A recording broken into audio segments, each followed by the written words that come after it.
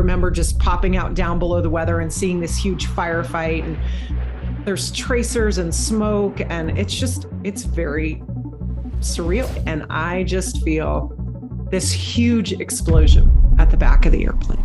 Captain's KC, which stands for Killer Chick. Flying in the face of fear. Amazing pilot. Take me to the moment when you wanted to go to the Air Force Academy, you didn't get in, and then most importantly, what you did next. To see the word no and to really feel like I wasn't good enough, it was devastating. I needed somebody to say, don't quit. You've got this. Keep trying. Keep going for it. I have always followed an approach of prepare, practice, and plan for contingencies. That's helped me in so many stages of my life. Can you go deeper on what it means to create a wingman culture outside of the military? Wingman culture is about serving a bigger purpose, something more important than ourselves. We learn early in flight training. Aviate, navigate, communicate.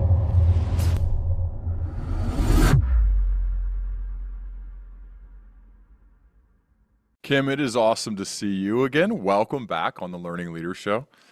Thank you so much. It's great to see you again as well. I need to publicly acknowledge, so I invited you to our Learning Leader Growth Summit this year in Columbus, Ohio. Unfortunately, you had a speaking engagement in Cincinnati, so you could just drive up or get a car ride up. And I didn't want to force you to speak, or I wanted you to be able to relax and enjoy yourself and just kind of get a feel for what it's like. But everybody in the room was fangirling out on you that I had to finally kind of come up to you and say, you got to speak. And then what did you do? You get up the end of the first day and absolutely just destroyed the room. So I'm so thankful for you for getting up and doing that without even knowing that you were going to do it. It was awesome. No, you know what, Ryan, though, it's such a great group of people. You have such an incredible group of people together. I had the day to kind of get to know everybody, and it just felt very comfortable, and I've always said that, to me, it is all about sharing messages, sharing stories and lessons to help other people on their journey. And I think that's really been my why and the driving factor. So when you asked, maybe one of your teammates might have asked first to make sure it was going to be okay. But how could I not? What a great group of people, passionate about leadership, passionate about personal growth and development, that it was such an incredible room, and very honored and happy to be part of it. Well, it was a perfect way to end the first day. So thank you for that. And then getting to sit with you at dinner was also another treat. So I really appreciate it and enjoy it. So, okay, I want to recap just a couple parts of your story before then we expand and talk about some things that we've never talked about before. And the first part that I want to go to was, I know you were motivated to go to the Air Force Academy and you really wanted to get in, but you got rejected initially. And I think we all could benefit. We see you now and you're like this amazing pilot who served our country and has protected troops on the ground so many times. And we're like, well, of course, Kim's never had any issues getting in. Like everybody would want her, but that's not true. You're a human just like us, and you have had to fight through some adversity early on in your life. So can you take me to the moment when you wanted to go to the Air Force Academy, you didn't get in, and then most importantly, what you did next? Yeah. It's funny. All of our biographies, our resumes, they look really good, right? But I think almost the most telling thing is what's underneath that all. Like, what did it take to get to those titles and those things that you've done? And for me, that rejection letter was, it was devastating, right? I opened the mailbox, super excited for every day checking the mailbox as a high school senior, super excited to see the Air Force stationery. And, granted, it was a small letter. I should have known, but I was so excited that I didn't really notice that. And to see that rejection and feel that rejection and know, I had worked so hard. I had done everything. Like, I don't know what more I could have done. And to see the word no and to really feel like I wasn't good enough, it was devastating. The positive part of this is that I had this incredible team of friends and teachers and coaches and mentors that surrounded me, that really at that point in my life, I needed that. I needed somebody to say, don't quit. You've got this. Keep trying, keep going for it. And I decided to write the Air Force Academy a letter every week. I had my liaison officer, who was my connection to the Air Force Academy, said, you might want to let the Air Force Academy know that you're still interested. So I took that maybe to the extreme, and I wrote them a letter every week. And keep in mind, we're talking handwritten letters, and just said, hey, if somebody turns down their spot, if there's an opening, I really want to be there. I want to serve our country. I want to go to the Air Force Academy. And I would tell them if I had done more push-ups, pull-ups, sit-ups, got an A on a test, you name it, I would let them know. And I eventually took a different standardized test and did much better. So that was probably the main thing that helped me. But I ended up getting this very late offer of appointment just a few weeks before basic training was to start. And there was no doubt in my mind. I mean, this is what I had wanted all along. I did have some backup plans, as I think it's helpful to do. But, you know, that rejection shaped me in so many ways. And to have that happen early in my life, you know, for one thing, I got to the Air Force Academy and I was like, I'm going to show them, right? I'm going to show them that I belong. And, you know, I ended up graduating at the top of my class. And I was like, see, I proved it, right? That I belong, that I was, you know, that I could do it. And it was a turning point for me. I just love the story. So it's not only do you get rejected, but then instead of saying like, "Oh, screw them, I'll go somewhere else, I'll do something else," you said, no, I'm going to prove them how badly I want it. I'm going to keep at it. You weren't too prideful or too full of yourself. You humbled yourself a bit and kept going. I mean, that's who we want serving our country. But you actually reminded me of a question that Garen Stokes asked you when we were together in person. And I'd love for you to elaborate on it. He is a fellow dad of daughters. And he said, how do I get my daughters to grow up and be like you? What did your dad do for you? Can you share a little bit more about what your dad did and mom did for you growing up to get you to turn out like this? I love that question because my dad has played such a significant role in my life in terms of the Air Force Academy, and my mom. I mean, both of them have just been tremendous role models for me. My dad had gone to the academy. My mom was an oncology nurse. I mean, they really set the example for me in terms of you have to put in the work. Like, it just doesn't come easy. And so when I told them that I wanted to be a fighter pilot in 1986, you know, women weren't allowed to be fighter pilots. They never told me that. They never said, hey, you can't do that, or there's a policy against that. They just said, okay, then do the work, right? Be prepared, put in the work, and go after it. And my dad took that to heart. I mean, he said, look, if you're going to go to the Air Force Academy, you have to work on your upper body strength because you have to be able to do push-ups and pull-ups. And I was a cross-country runner. I played soccer. So upper body strength was not my strong point. So he installed a pull-up bar in the bathroom. And every time I'd go in and out of that bathroom, I had to do pull-ups. And when I started, I could only do this flexed arm hang. And by the time I was done, I could max the pull-ups for the Air Force Academy physical fitness test. So, I mean, that was the example my dad set, was like, you can have these big, amazing goals and dreams, but they're not going to happen on their own. You have to put in the work. So we also ran the hills in San Jose, where I grew up, in combat boots. I mean, my dad was all in. He was going to support me in this big dream that I had, but he was also, you know, he pushed me to be at my best, you know, to go and prepared and to be ready. It's not enough to say, oh, honey, you can do whatever you want. Just put your mind to it. There's more to it than that, right? You can do anything you want if your work ethic and attitude is, if you're willing to match that to these big, ambitious goals. And I think that's good, not only for kids, but certainly for those of us as parents to think about that. Like, we're not helping our children by being just super nice and pleasant, saying, oh, sure, you can do that. You can. No, let's help support you and put you in a position to say, all right, pull up bar. Okay, there are the hills. If you want to do it, I'll support you, but it's going to take work on your end. You're going to have some ownership over that. I'll just be here to support you to do. I think that's an amazing sign of leadership from your parents. Yeah. And you know, this is like something that when I talk to my kids about, who are now 11 and 15, you know, they're very into sports. And so a lot of it is, all right, you want to be good at it, you got to put in the work. But also, like, I think it's a reminder for all of us at every point in our career or life, whatever it is, when we want to do something new and put ourselves out there, like, requires work if you want to be good at it. You have to do the research, do your homework, put in the work if you want to be good at something. Also, I mentioned before how you just got up and spoke. You weren't scheduled to speak. And when you did, though, you would have assumed that you were scheduled and that you had prepared like crazy. So to me, it feels like you have this mentality of, I don't want to speak for you, but I'd love you to share how you think about this.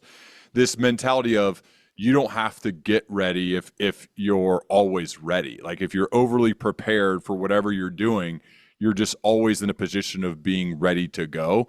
Can you share more about like your level of preparation so that at a moment's notice you can get up and share this amazing story and knock the room over and do it in a way in which people would have assumed that you had prepared forever for it? Yeah, I think I know we'll get to this story a little bit, but I having faced a life or death experience where I wouldn't have told you in advance that I was able to do something like that. Like in the moment, I was able to handle it. And so I think when you experience something like that, where you're put on the spot, where all of your preparation and training, like everything comes together in this one moment, can you do it? Can you handle it? That really set the stage for me for the rest of my career, for the rest of my life, because I realized that you don't always know when those moments are going to be, whether it's like you're going to be called on in a meeting in front of your boss and you want to be ready. It's like, it's just basic everyday things. If you do the work, then you're ready for those moments, and you can shine when people are counting on you, right? When they're counting on you to get the job done, or when you're in that moment and you have to respond, can you do it in a positive, successful way? For me, I have always followed an approach of prepare, practice, and plan for contingencies.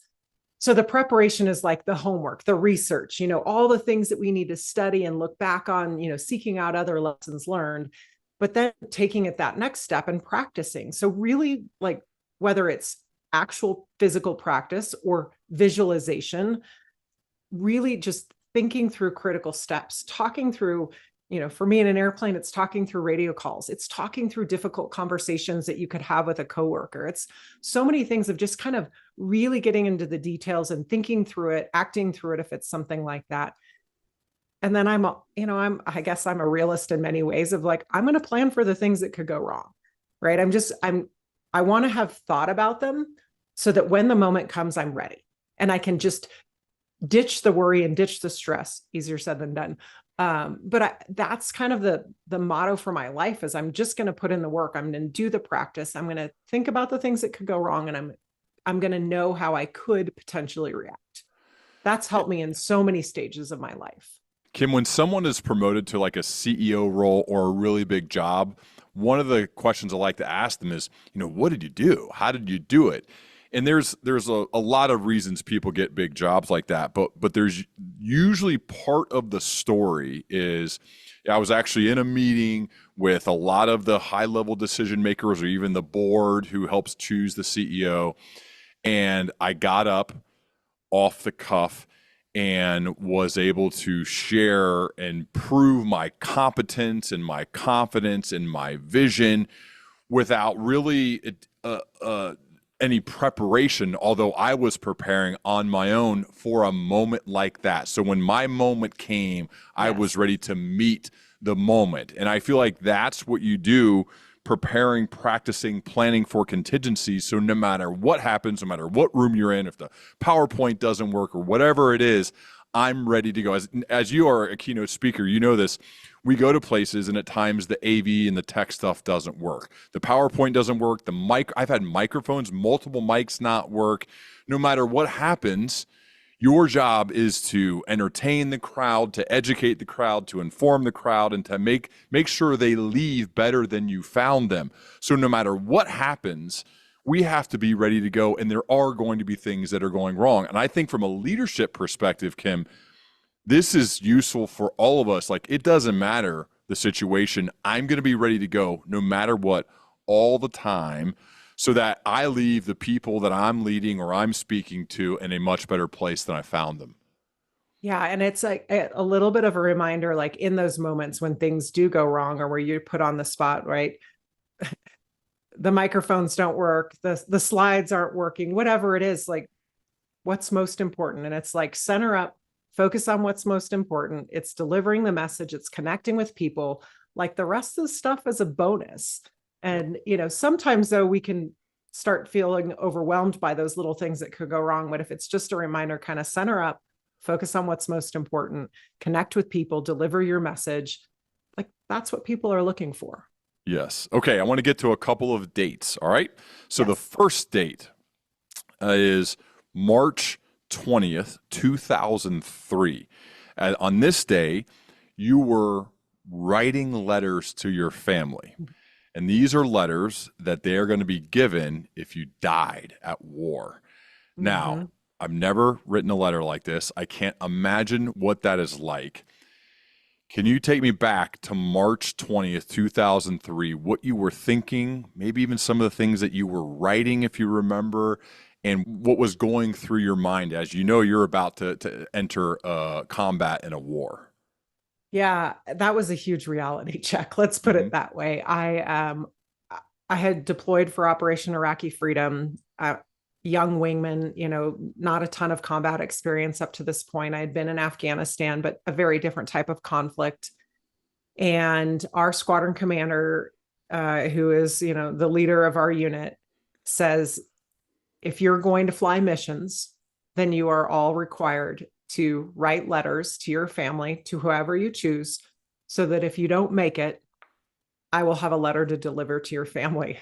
And we all kind of looked at each other. And I think it was very intentional on his part, because I think he really wanted us to, you know, treat it very seriously. Like this was a reality check of the threat is a lot higher. Like you need to be ready. You need to be on your game. You need to be performing at your best. So I think, you know, there was that side of it from him, from a leadership perspective of just making sure we were very focused. And then from my side, I think it was, you know, like I said, a reality check of, I think sometimes we think we're invincible and those things are not going to happen to us. But it's also, when I wrote the letters, it was kind of like a relief that I had just put it all on paper, and then I could let that worry go. You know, I wasn't worried about dying when I was flying missions. I was focused on my mission. I was focused on supporting our troops on the ground. Like I had taken care of the things that I needed to take care of. I had essentially said goodbye in these letters and, you know, shared with my family my feelings and my thoughts and, you know, how important they were in my life. And so I think once I was able to do that, it was like, okay, now I can really just stay focused on this mission and know that I've said what I needed to say. Is that what you say? Do you tell them just how much you love them and thank them for their support, or like, because you know they're going to be ready and you're not there, so it's just I can't even imagine like how that would mess with my mind. So my secret, not a secret anymore, clearly, is that I have those letters and they're still in an envelope so that our commander gave us all the letters back. And you're getting me thinking like, maybe I should go open those letters. I'm really So are they sealed? Yeah. Well, yes. They're like the whole envelope is sealed. Because he put them in a safe, a lockbox, and with the intent to give them back to us. So I don't know. It's clearly been 20 years, so maybe I should go back and look. It'd be interesting to see what I wrote. It makes me a little like it definitely would bring me back for sure. In your book, though, like I love that you put actual like flying in the face of fear, but I love that you put like actual journal entries, Yes. kind of sprinkled them in. Because, and you could tell, like, I'm sure they're like maybe lightly edited, but it doesn't seem like they're really edited. It's just what you're really thinking real time in the moment. And is that a normal practice? I would think it probably should be, but is it a normal practice to take like real life journal entries while you're at war? You know, one of my mentors had given me the idea. He just said, hey, things are going to be crazy. They're going to be busy. Like, just write it down. You know, we have these green military notebooks, and just start writing. And I did. And it was such a for me, it was like a relief of like a stress relief thing that I did every night. You're on adrenaline, things are going, it's crazy. We were getting rocketed. Like there's just so much going on. And to come home, to come back to my room at the end of the day and to just kind of put it all on paper, it was a way for me to kind of release some of that. There's some frustrations in there. There's some, just details. It was a way for me to kind of put it all on paper and then focus on the next day. But it's so great to have those memories now of what I was thinking and what I was, just the different details of the mission. And for me also to, as an instructor later in my life, as an A10 pilot instructor, I was able to use some of those things to help kind of this next generation of A10 pilots. So grateful for that idea. I wish I would have done it on every combat deployment. Turns out when I became a leader on some of those deployments, I got a lot busier and didn't do it quite as much. I think it's a good idea for leaders in all walks of life, regardless of your job, is keep a journal of what's happening. This is something I learned a couple years ago from Matthew Dix. He calls it homework for life. You can call it whatever you want. He did a TED Talk with, I believe that's the title as well. But basically it's documenting the stories of each day. And Kim's is probably, I don't know if I'd call it more entertaining, but maybe a little scarier than most of ours when you're at war. But from a leadership perspective, I like to just add on, what did I learn today? And then what are the stories of the day? And I don't necessarily do it every single day, but do it a lot of days. But then you go back and you look through it and you're like, oh yeah, I forgot about that. Oh yeah. So that tells me if I didn't write it down, I probably wouldn't remember it. And so if nothing else, it's a good way to get the thoughts out of your head onto the page, to clarify some of your thinking, to document your learnings so you can draw from them moving forward. Because if you don't, life kind of happens fast and you'll forget. So documenting your days, I think it's just a really good idea. Yeah. And I feel like I documented probably some of the hardest days. I think, especially even in my leadership role later on in the Air Force, some of the most difficult decisions I made, I documented them mostly because it helped me think through it. Yep. And that was what, just writing it out sometimes in those really difficult, having to make a difficult decision or think through a difficult situation, writing it out at least gave me like almost some clarity as I did it. Absolutely. Let's go to the next date I mentioned, April 7th. So not that long after you wrote this letter or these letters. It's April 7th, 2003, just a couple of weeks after you're going into combat. Operation Iraqi Freedom had been underway for almost 3 weeks. You're on a mission to protect our troops on the ground. What happened? It was a day like every other day. We prep for these missions. We plan for them to protect our troops on the ground. At this point in the war, our ground troops had made it all the way to Baghdad. And so the fighting had really become intense. It was a lot different. There were a lot higher threat situation. And we did what we did every day, which was we took off. We flew up to Baghdad. We would air refuel. So we would get full of gas and then we would just wait. We'd wait for these taskings to come in, not knowing what we were going to be asked to do. And unfortunately, the weather wasn't very good that day. So we were a little worried we may not really be able to do anything. And then we get this frantic call over the radio. And, I can hear the words to this day. And it was Yard 05, this is Advance 3-3. We're taking fire. We need immediate assistance. And, that's like, those are the words that we listen for, troops in contact, they need immediate assistance, like hair on the back of my neck stands up, my adrenaline's pumping, because I know right now lives are on the line. So we get the whole situation update of what's happening. We put the coordinates in our system and we proceed immediately to the target area, which thankfully is only just a few minutes away. And I remember just, my heart is racing. Like, this is everything I've trained for. This is like, these guys are counting on us. And I'm a young wingman. I'm also nervous, but I watch my flight lead and he just, he's confident and he just kind of rolls inverted and disappears through the clouds to get down below the weather. We kind of found a few holes that we could dive down in.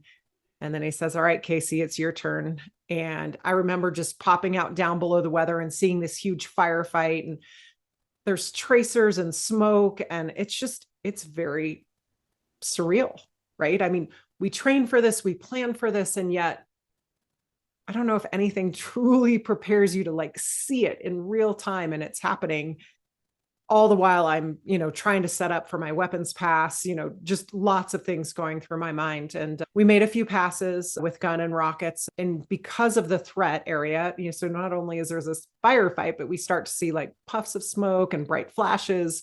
So we know that they're shooting at us as well, but we got to get in there and support the troops on the ground. So we do these couple passes. We're going to climb up, get our energy back. And I roll in on my last pass. Got everything lined up. I'm essentially what I'm doing is putting rockets down underneath a bridge at an enemy location, really a lot lower than we normally are, just to make sure that we can get under that bridge. We're below the weather, and pull off away from target after I release my weapons. Very normal, just climbing up to get my energy back, my altitude, my airspeed. And I just feel this huge explosion at the back of the airplane. Like this bright red orange fireball envelops the aircraft, and there is no doubt in my mind. I mean, I know immediately that I'm hit. The jet noses over, and I see Baghdad getting closer. Like I can see the Tigris River, and it's coming up at me. I remember I instinctively just pull back on the control stick, and nothing happens, like nothing. And now I'm getting worried of like, I'm going to have to eject. There's just lots of things going on in my mind. And then it was like the reality, like training kicks in, and immediately analyze the situation, figure out what's going on. I've got lots of flashing lights. Things are, the jet's loud. And I just remember looking down at these lights on my control panel and seeing indications that I had completely lost my hydraulic system, which is how we control the airplane. Not much I can do at this point other than eject or hope that our jet goes into this backup emergency system. And thankfully flip the switch, and that airplane slowly starts to climb up and away from Baghdad. And that's kind of the first moment of like, all right, I might actually survive this. Wow. And then you have a decision to make still though, right? Yeah. Because you're hit, you're not 100% sure, right? Can I make it back? And you already felt that there were huge issues. What goes into your decision-making process of, am I going to have to eject out of this airplane, or can I make it back? Yeah. I was just hoping in many ways that the airplane would make it back. I mean, that's all I can do at this point. And I was also like, how fast can I get out of Baghdad, right? Just get away from the immediate threat area. Because if I had to eject, I knew that essentially my chances of rescue survival would be much better if I was outside the city. So it's just, let's get south, let's get as far as we can. And thankfully that airplane, it made it all the way home. Like yes, there were pieces of the airplane flying off as I made my way back. I didn't know about them. Thankfully, my flight lead, my wingman who was with me kind of kept quiet what he needed to keep quiet, but also told me kind of the extent of the damage. And we just talked it through the whole way back of, do I want to jump out or do I want to try to land it? And probably the hardest decision I've ever made. Like I felt like if I made the wrong decision, I could potentially die trying. Mm-hmm. And I just, I weighed all the pros and cons. I went through everything. We went through lots of emergency procedures. I had an hour to fly the airplane, kind of get a feel for how it's flying. And I decided that I really felt in my gut like it was the right decision. Like I didn't, we weighed and talked about everything, but in the end, I just kind of went with, I've flown this airplane for an hour. It's flying pretty well. I had never practiced landing in manual reversion. It's not something we practice because it's too dangerous, but I just felt good with the airplane. And I also knew that I could potentially eject at the last second if I needed to. And so I committed to the decision of landing, and, it's nerve-wracking, not knowing whether you're going to live or die after making a decision. But I just focused kind of on the task at hand, flying the airplane, keeping it under control.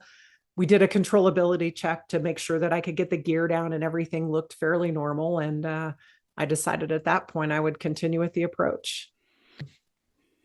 It's interesting. I went back and I listened to the audio from the mission, and I was actually surprised at how confident I sounded on the radio when my flight lead asked me, confirm you want to continue with the landing. And I was just like, yep, I'm going to land the airplane. Like, no, like, where is the doubt and the worry? Like, I was so shocked at myself, like, because I know how scared I was. And I think part of it was like, I'm going to sound good on the radio. That way I convince everyone, that I've got this. Including yourself though, right? Like that's myself. Like real deal, like self-talk. Yeah. Don't you think that plays a role? Like the stories we tell ourselves, the self-talk we use makes a difference. It does. And I think I just was like, I'm going to do this like I do every day. I've landed this airplane hundreds of times. I'm going to do it this time. And yeah, there's a few things going on, but I've got this and I'm going to sound good. I'm going to sound controlled. I wanted it to make it as normal as I could, despite the fact that there was all this damage to the back of the airplane. And I learned too that you had to sign a waiver if you were to eject, to sign a waiver basically to say, based on your size and as a woman, that it wasn't built for somebody your size. Can you explain more about this waiver that you had to sign and why it is? Yeah, that certainly weighed on my mind a little bit in my decision-making process of, right, do I want to land? Do I eject? And, I know our ejection seat is safe, and there's been obviously many lives saved because of that ejection seat. But I also knew that my weight was below the normal threshold. And so we signed, I call it a waiver. I don't know. Maybe it was a sheet of awareness, but it was essentially saying, like, just if you have to eject because of your lower weight, you are at an increased risk of flailing injuries. So, at the time I signed up, I'm like, whatever, I want to fly. That's never going to happen to me, So I signed the waiver. So that was certainly in the back of my mind, but flying in an A10, we're sitting in a titanium bathtub. Like, this is this incredibly reliable and durable airplane. And jumping out of that airplane, ejecting, there was part of me that I was like, it's flying well. It feels good. I feel confident. And like I said, I just kind of went with my gut. Like, this feels good. It feels right. I've done the training. I've put in the work, and this is my moment. So you made the decision to land it. What happened? It was all fairly normal, right up until I got close to the ground. And, I remember coming down for the final approach, and, I know my heart was beating. I can hear in my voice, it gets a little bit higher pitched as I get closer to the ground. My confident voice doesn't sound as good. I remember crossing the landing threshold, and the airplane just started this quick roll to the left. And that was like the moment of heart speeding, skipping beats, terrified is the only word that I can come up with, because that roll felt like, to me, I wasn't sure that I was going to have time to even eject if I couldn't get the airplane uprighted. Ejecting pointed towards the ground would not go well. Thankfully, I yanked the stick back quickly. I mean, this is like seconds or microseconds, but my brain's working fast, and yanked the stick back, and thankfully the airplane just levels out. And it's just slow motion. I'm getting closer to the ground, and I'm thinking, I'm praying, just please let me make it. There's not much more I can do at this point than do everything I've been trained to do and pray. And I got to about 10 feet, and I'm just thinking, I am so close. Just hold it steady, just keep it steady. And then I remember hearing and feeling the main gear hit, and then the nose gear come down. And I was like relief beyond relief. I still can't find the right word for this. It is just full body relief of I have survived. I've made it. Never mind the fact that my airplane is still rolling down the runway. I am just in this full okay, thank you, God. I have made it. I have landed. And now I need to get the airplane stopped. And I don't have normal brakes. I don't have steering. And I'm, again, relying on this very incredible, reliable, durable airplane, and it works exactly like it's supposed to, exactly as advertised. I've got a backup emergency braking system that thankfully slows the airplane. I'm able to keep it on the runway and bring the jet to a stop. Oh, this story is just so wild. When you think about, I can't imagine you've had a moment as scary as that since then, but how do you use the feeling of from that day and the feeling that you had of like, I had to make tough decisions, I could have died multiple times, and because of your poise and your composure and your decision making and then your skills, you made it. How do you use that into normal everyday life leadership things, right? You went on to be an instructor, you've taught leadership, you give speeches, right? So you have probably heightened moments of maybe that nervous anticipatory feeling before a speech or whatever it may be. Nothing quite like that, but how do you draw from that to be better now in everyday leadership life? Yeah. I've had 20 years to reflect on this now. So I've done a lot of thinking about it. And I did have scary moments in the jet, but nothing that compared to that. And I think, the reality is, right, like fear is fear, right? It doesn't have to be a life or death situation. It doesn't have to be getting hit with a surface to air missile in combat. Like fear is a very real natural emotion. It's the fear of failure, right? It's fear of not meeting expectations. It's fear of change. It's fear of the unknown. Like all of these things we face in our life, they can feel daunting. They can feel stressful. They can feel overwhelming. But to me, what I've realized, like looking back, is like, I never wanted to admit that I was scared after that mission. Like I was like, no way, especially in front of a bunch of fighter pilots. Like I never wanted to admit the fact that I was scared, but I knew I was, partly because I went back and listened to the audio and I can hear the fear in my voice when it happened, right? I hear the fear that's coming through, but the reality is like, that's a very normal reaction, and facing fear in our everyday lives is normal. What's most important is what we do with that fear. It is being afraid and taking action. It is like stepping up in the face of fear, doing the hard things, even when we're scared. Like that's what's most important. It's not the fear that matters. It is about stepping up to take action in the face of fear. And I just think so many times in my life, since that mission and beyond, like I look back and I realize every time I was going to do something new, whether it was, even just starting basic training or taking command of a squadron, right? Being in charge of 150 people. Later on in my career, it was over 1,000 people. Like I was excited, but there was fear because I wanted to meet expectations, right? I wanted to live up to everything that I thought I should be. And so there was always this, if you don't like the word fear, use doubt, use worry, whatever it is, but it's okay. It is all about what you do with it. That's what matters to me. I've realized that like, I need to give myself some grace when I start feeling the doubt and the worry and the fear and just take action, do something with it. When I look at you, it's like, there's no way she deals with imposter syndrome, but I also realize you also are a human. So you probably do, because I heard Neil Armstrong dealt with imposter syndrome after walking on the moon. So if he did, I'm like, everybody probably does. What's your method or what's your philosophy framework for handling and dealing with imposter syndrome? I think for me, like when I start feeling like that little bit of doubt, that worry, like creeping in, it's a sign for me. Like I can feel it. Like I can be in the car thinking about something coming up and I can feel it. I can feel like the nervous tension kind of creeping in.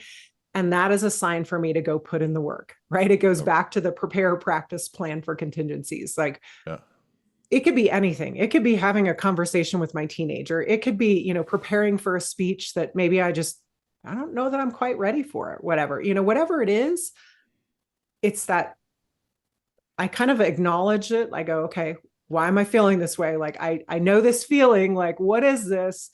And I'll go back and to me, it's like, okay, put in the work, do the research, do my homework, practice, think about the things could go wrong. Like, what's worrying me about this? Why is that fear creeping in? And just think through it. And again, for me, like, I don't know that I don't want to say it eliminates the fear, right? There's always maybe like, I'm still a little nervous when I get up on stage and to speak in front of people, but I think it's good because it ensures that I put in the work. And so it doesn't eliminate the fear. It's never always completely gone, but it sure does give me a lot more confidence that I'm ready. Like I've put in the work, I am competent, and it gives me more confidence. I think preparation is one of the greatest medicines for fear. Yeah. It really is. There's a difference between having those slight nerves. It's like when I played football. Yeah. You're about to run out in front of 100,000 people, the big house, University of Michigan. I vividly remember that feeling and knowing, wait, I put in the reps. I'm prepared. I'm ready. Are these guys bigger, stronger, faster? Probably, yes. But I've still done my part to be prepared. Now it's time to just let it fly. Yeah. Right. And I think the same can be said, whether it's giving a speech or your Monday morning team meeting. If you've done the work, if you've prepared, you've created evidence for yourself to be confident to go do your thing versus it's like taking a test that you haven't studied for. Of course, you're going to be nervous and scared because you haven't done the work. And so I think I'm right. That's why I love your books. I love just your overall vibe, Kim, is because it's like, at a fundamental level, you got to do the work. You got to do the prep. And if you do that, you can get up and do whatever your version of work is on a moment's notice without any preparation or getting ready because you've been preparing for a long time getting ready for that moment. Yeah. And I love what you say. Like, I think about like, there are the little nerves and the jitters, but like once you step on the field, once I strap into the airplane, once I step on stage, like, there's no more preparation. Like be in the moment, do what you've been trained to do, and like just go do it. Like have the confidence. You've done the work. Like leave it all behind and just go, put it all in the field. Whatever it is, like you've done the work. You can feel confident in that, and then just be in the moment and do what you do. Well, one of the things I've learned from the military and the sporting world, and this is big, I know, with fighter pilots, is what happens after the mission, the debrief, yes. Which now with my leadership team, working with the people that we do leadership development work, I love our debriefs as much as anything else because I learned so much. I get immediate feedback and we figure out, okay, what did we do well? What did we not? What do we need to change? What should we keep doing to make sure the next time we're better? And this is something that's a big, big part of the culture from fighter pilots. What's it like in the room, the debrief? Like, how does it work? Who talks? How do you make sure that you're getting better for the next mission? Yeah, I mean, a debrief is so critical. I don't think there's a single mission that I flew in the A10 where we didn't debrief in some way, fashion, or form, even in combat. And for us, a debrief, when we walk into that debrief, we have a saying that we check our rank and our ego at the door, right? So that the youngest, least experienced members can provide that feedback to the more senior members in the flight. For us, we write our objectives from the mission on a whiteboard. They're right there in front of us. And we will put pluses and minuses or a plus/minus next to each objective so that we know, like you said, we talk about what we did well so that we can repeat it. We also drill down into the mistakes that we made. We want to find out what the root cause was of that mistake. So that means you're continuing to ask yourself the question, why? So sometimes the first reason we think about if a mistake was made, if we don't identify that root cause, we're really not fixing anything. And sometimes in organizations, it's easy to blame kind of the person or the easiest thing. But if you keep drilling down, asking that question, why, you come to the root cause. Once you have the root cause, now you can identify what lessons did you learn. And then most importantly, you can identify all sorts of lessons, but if you don't change something on the next mission, then you haven't really learned them. So it's root cause, lessons learned, what will I do differently the next time? For me, I think the other key piece to this, you could be in a debriefing room with two people, the flight lead, the wingman. Aren't those lessons critical for maybe other people in the unit? Sometimes they're pretty similar lessons. We're all kind of learning the same thing. every now and then we have that big lesson, that big eye opener that we need to share this. And so I think that's one of the times where we get a little nervous, is sharing lessons from mistakes can be really hard. But if we walk out of that debrief and we share those lessons learned with the rest of our team, well, now we can elevate the performance of the entire team, of our organization. And that can be a really hard thing to do unless you have a safe space, right? Psychological safety is the thing we talk about. It's kind of the new phrase for it, but it's essentially, do you have a place where people feel safe to provide feedback without feeling blame or shame? And that is critical. If you want to share the lessons, if you want to learn from the lessons, then you've got to have that place built on trust where people feel comfortable to provide the feedback. That to me is critical. That's what takes a team from an average team to a high performing team. You've got to have trust that you have a safe space to learn from mistakes. That's feels to me like creating a wingman culture outside of the military, right? Yeah. And because not only is it there's people on that mission, but you're saying, I'm going to use a mistake that I made, right? I got to get vulnerable. I don't necessarily, a lot of us leaders are like, we don't make mistakes, but if we do, I'm going to keep it in my tight little circle. And instead, a wingman culture, I have to believe, feels like I'm willing to share with others beyond me for the benefit of them, even if it may make me look bad because I messed something up. Can you go deeper on what it means to create a wingman culture outside of the military? Yeah. I mean, the thing is with a wingman culture, right? And the reason I love that term is I think, in so many of the units that I've been in, a wingman culture is about serving a bigger purpose, something more important than ourselves.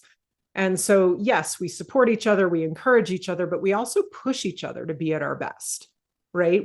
We all understand the role that we play, where we fit into that bigger picture. We also understand that individual performance is critical for shared success. To do all of that, we have to have an environment of trust, right? We have to have this trust, the ability to be vulnerable, to stand up in front of others and say, I made a mistake. I made a bad decision. I did not do this well. To me, when I have seen leaders do that, I gain tremendous respect for them, right? We as leaders get so worried about what are people going to think? And the reality is I think about myself on the lower end, looking up at leaders when they say, you know what? I made a bad decision. Here's how I'm going to go back and fix it. Like, I have a lot of respect for that. And we can all learn from it. To me, that is a critical piece of leadership, is being willing to be vulnerable, to understand that by sharing mistakes, right, by helping create a culture of failing forward, right, where we learn from our mistakes and failure along the way, like that's what it's all about. It's about serving a higher purpose of, by sharing that information, you're lifting others, you're helping others, you're creating a culture where you can elevate overall performance. It's absolutely critical, not just in fighter squadrons, but in businesses and organizations and sports teams, you name it. We can all learn from each other. It mostly starts with the leader to do it first, though, right? Well, you got to set the tone, right? Yes. I think if you're a senior leader, people are watching you closely. And if you are willing to go first, if you're willing to do the hard thing first, which is like maybe share something you messed up, now you've set the tone that this is what we do here.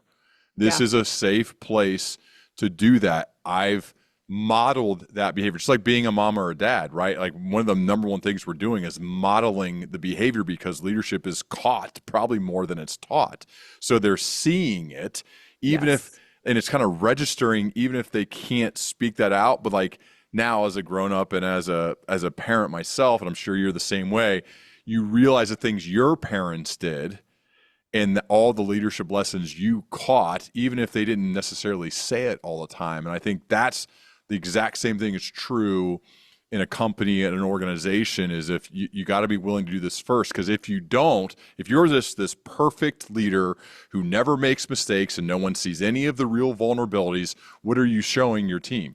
you're showing the leaders, okay, this is how I have to be, I guess. I got to find a way to be perfect and never make mistakes, even though obviously that's not true because we're human beings. We all do. And so I think that's hard, but the great ones, right? The ones who sustain excellence, they're confident enough in themselves to do that. Yeah, it's setting the example. And then when somebody finally does, it's also like setting the example in terms of how we respond to that. Yes. Because we can say it all day. It's a safe space. Come to me with your, talk about your mistakes and failures. Then when it happens, we have to respond in an appropriate way. I think, again, people are watching us, right? People are looking to see how we respond. And so those moments are really critical. Yes. One of your phrases that really caught on that you write about and you talk about is aviate, navigate, communicate. Can you go deeper on aviate, navigate, communicate? Yeah, that's a phrase that we learn early in flight training. Aviate, navigate, communicate means that we focus on what's most important first, which is flying the airplane.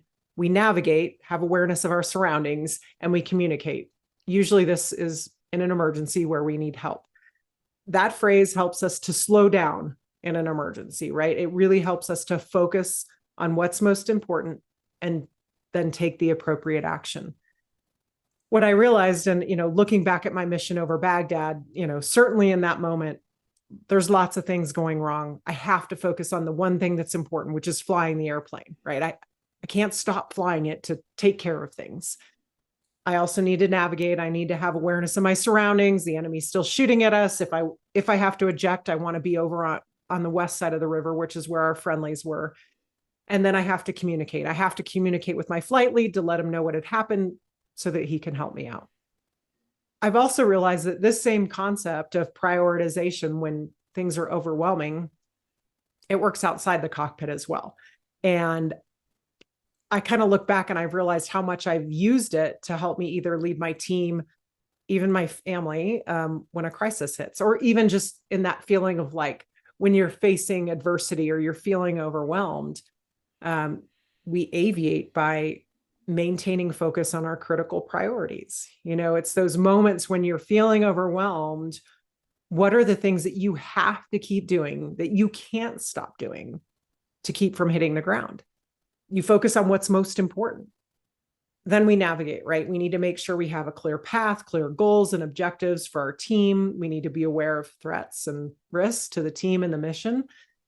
And then we communicate. We communicate with our team, ensuring they know the way forward. We can communicate with others if they need help. So it's this, for me, it's like this centering idea. Start feeling that overwhelm, that worry, that doubt, that fear, how I can center up and focus on the things that I can control and focus on what's most important first. So much on the event and the outcome. The thing that's in the middle is how you choose to respond, right? Yeah. And I feel like that's something that you've really figured out through the course of your career of like, there's going to be whatever crazy events that we can't predict. That's going to happen, right? And there will be an outcome. And we don't get to choose what the event's going to be, but we do get to choose how we're going to respond. And hopefully we respond instead of reacting. I know some of the biggest regrets I have as a dad is when I quickly react in the moment to a child as opposed to responding to a child in a moment. And then the outcome is always worse when I quickly react versus when I respond and I pause intentionally there, because then that creates better outcomes. And you in a war, I feel like probably have gotten more reps than just about anybody of how to be really good at responding to crazy events, thus creating better outcomes for yourself and your team.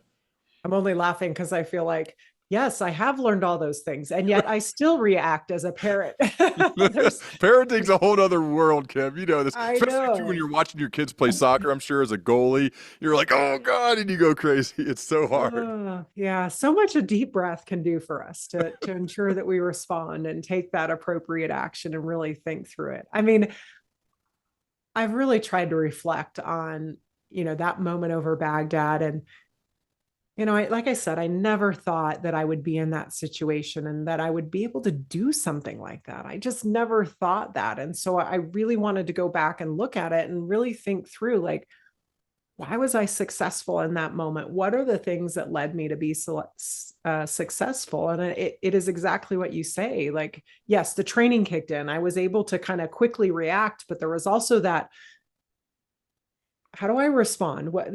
Taking the time to really think through the situation, even in a short amount of time, and to ensure that I could take the appropriate action. And it was really focusing on the thing that was most important and kind of acknowledging that I had to let some of the other things go, just focus on what's most important, focus on what I can control, try to put the fear, the doubt, the worry that is always creeping in and just kind of tuck that aside, deal with it later. But, really just focus on doing that thing that's most important, which for me on that day was flying the airplane.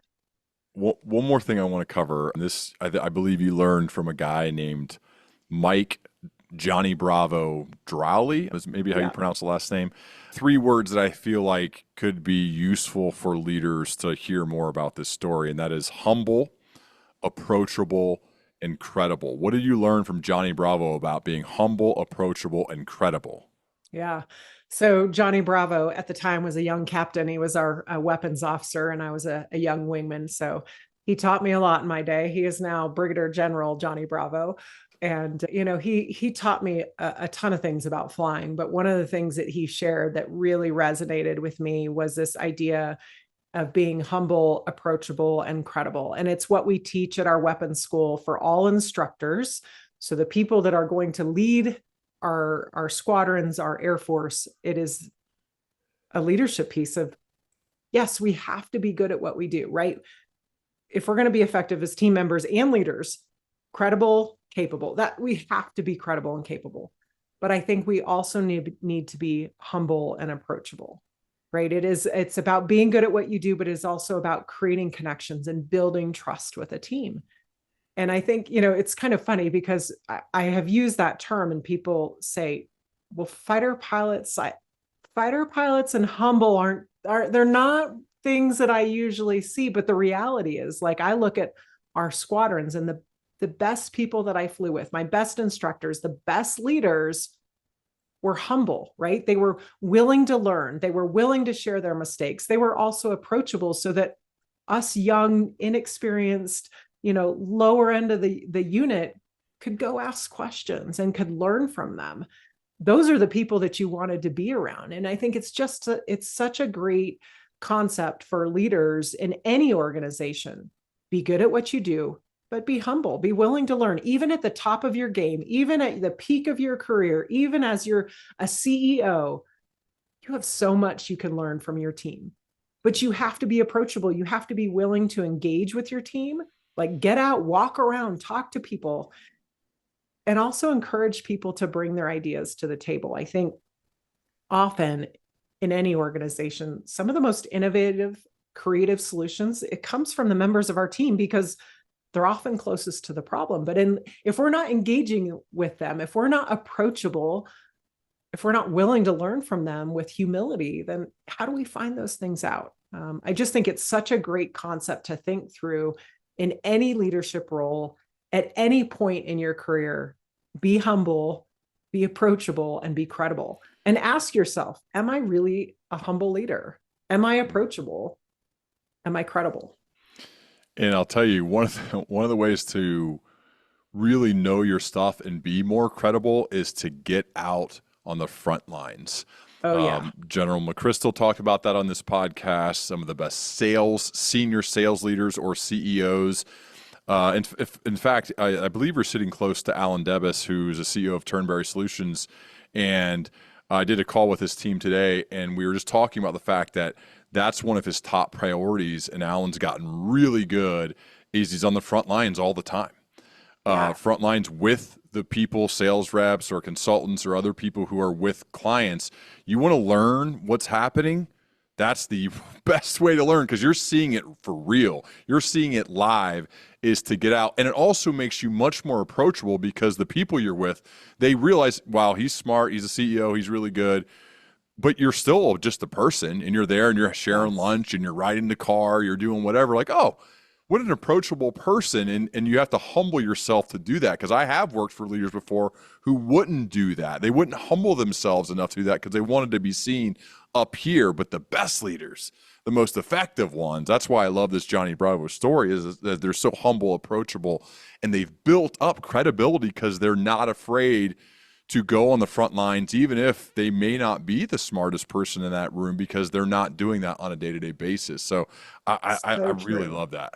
The times that I have connected with my team the most, the times where I have learned the most about them, about the team, about myself, have been in those moments walking around, going to visit my young airmen. I used to block white space on my calendar. Every Wednesday, I think it was like from 11 to 1, I'd block white space to just walk around and talk to my team. When I became a group commander, so that's about 1,000 people, my units were spread across South America, Central America, and the Caribbean, and I was stationed in Arizona. Every time I went to visit them, I made a point, like, I don't want to just sit in a briefing room and have you present to me what's going on. I want to go talk to each section to really learn from them. And, at first they were kind of like, well, what do you mean you want to be with us when we're doing our stuff? I'm like, no, I'm serious. And I had these young civil engineers. They taught me how to drive a front loader. Was I good at it? No, I really sucked at it at first, but I was learning, and the youngest airman was teaching me. It was such a cool connection moment. My firefighters brought me in the burn house with them. Now that was cool, going in there, but there was also that part of me that was like, oh, I don't want to do something stupid in front of them, but I'm like, all right, suit me up, teach me what to do. And I learned so much from them. It gave me really a sense of I understood a little bit more. I'm no firefighter. They're not inviting me on the next fire, but I understood a little bit more about what they were going through. It helped me think through when there was an ask for resources, money, more people, you name it, whatever it was, I understood it a little bit more. And I think, it is about get out, walk around, get your hands dirty, spend time with your team. And that is humble, that is approachable, and it builds credibility as well. No doubt. You're in the book, you're right. You are the experts, teach me. And I think that shows them the humility to get out there, and that again makes you more approachable and more credible. This is so good. I highly recommend, I just reread Kim's book, getting ready for this next one, Flying in the Face of Fear, A Fighter Pilot's Lessons on Leading with Courage. It is so good. Regardless of your job, where you want to go, what you want to do, or if you just want to be entertained, it's amazing, but it also will make you a much better leader. So Kim, thank you so much for coming back. I know we're going to continue our dialogue as we both progress. Absolutely. Thanks so much, Ryan. I appreciate it.